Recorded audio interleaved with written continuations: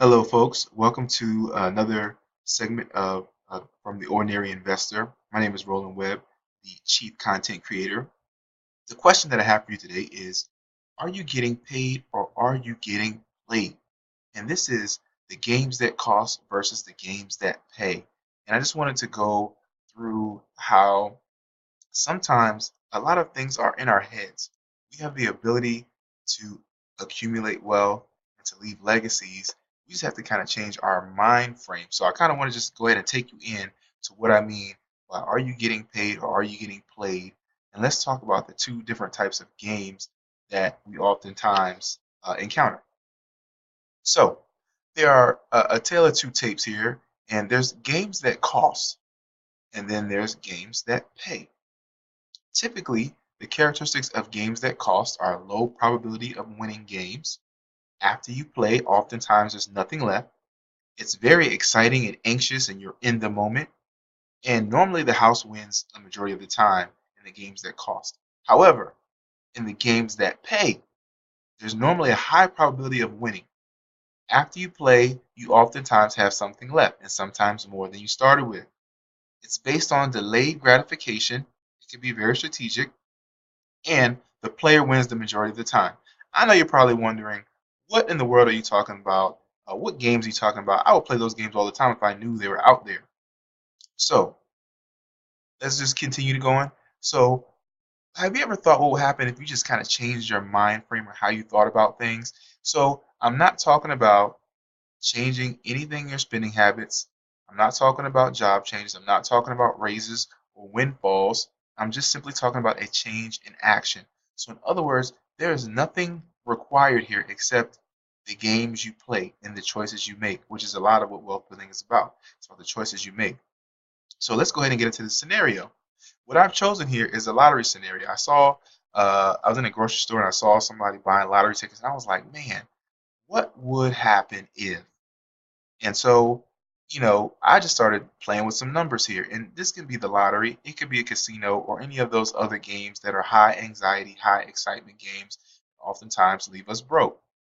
But let's just take a look at two people, Mark and Moses, and look at their scenario. So, Mark, he bought $20 worth of tickets every month, and Moses invested $20 every month in a low-cost index fund that mirrors the S&P 500. Why? Because investing is a game that pays.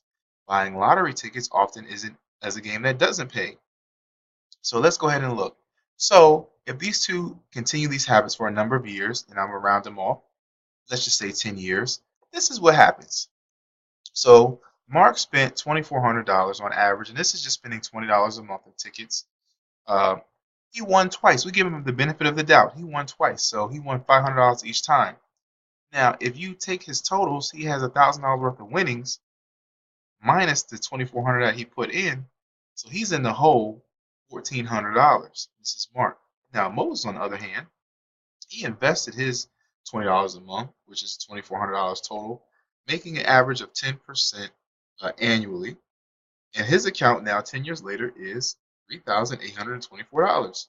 And he's making a yearly interest amount of $382. That's roughly 10%. And his total in the positive is $1,400. So he played this game of investing and he came out $1,400 on top of what he put in. So that is a 59% profit at this particular point. Whereas Mark is in the hole. He's negative. So do we see what's going on here? Now, the lottery, it's a one in a million chance. People seldom win, and when you do win, typically you win small. In investing, the probabilities are extremely high. When you invest for long periods of time, there's a tendency to make money there. It's not guaranteed, but it's a high likelihood. Okay?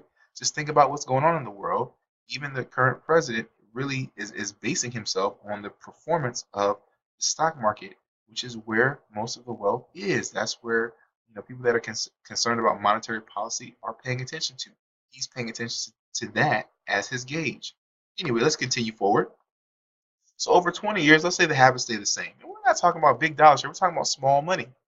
So Mark spent $4,800 over a 20-year period. He won two more times. So let's say he won a total of four times small, 500 each, which puts him at a $2,800 loss over 20 years. Okay, so he's losing money here. Now Moses, he invested his $4,800, making it.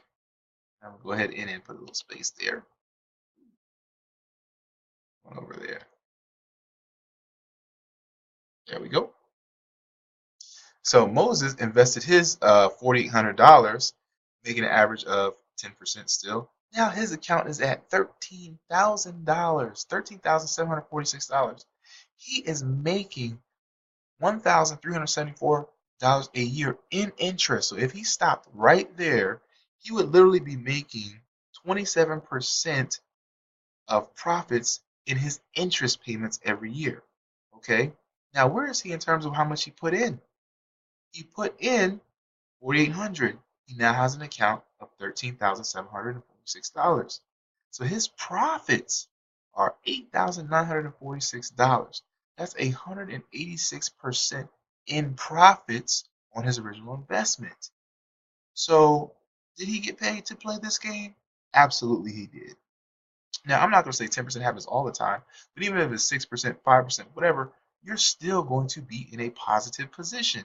It's still paying you to play. That's crucial. That's critical. Anyway, that's what I'm talking about. We have to change our mindset in terms of what we're doing with our money, even the small amounts. And $20 is a drop in the bucket for those who play the lottery. Some put a lot more in there with low probabilities of playing when they could be playing the higher probability game. Okay, getting paid instead of getting played. Now, so how, in conclusion, let's not get played. Let's change our mindset. Let's make or create our own lottery. And I've just kind of put this together for you so you can kind of take a look at, let me shrink this down for you a little bit so you can see it. Take a look at what this ends up being over time. Now, I'll put that there so you can see a little bit better. So over 10 years, okay, your account balance is going to be, if you had invested in $20, $3,800 over 20 years.